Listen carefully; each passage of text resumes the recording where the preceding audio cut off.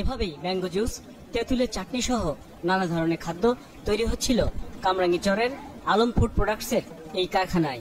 একদিকে যেমন অস্বাস্থ্যকর পরিবেশ, অন্যদিকে প্রতিষ্ঠানটির নেই কোনো অনুমোদন। কারখানার মালিক শাহিন আলম জানান, 2 মাস আগে এই কারখানাটি চালু হয়। অধিক লাভের আশায় রাখা হয়নি কোনো ল্যাব টেকনিশিয়ান, কর্মচারীর সংখ্যাও কম। প্রতিষ্ঠানটির মালিক নিজেই 7 ধরনের শিশু খাদ্য তৈরি করছিলেন। কেমিক্যালে বালি দেওয়া হয়, বালিতে আর কি মালটা ঘন হয়। কেমিক্যালটা আনি মিত্রটা বিভিন্ন দোকান থেকে আনি, আবার ওই বেগম বাজার আপনি বিক্রি করে দোকানদারের কাছে। সোমবার প্রতিষ্ঠানটিতে অভিযান চালায় গোয়েন্দা পুলিশ। কর্মকর্তারা জানান, বিএসটি এর অনুমোদন ছাড়াই ব্যবসা করছিল প্রতিষ্ঠানটি।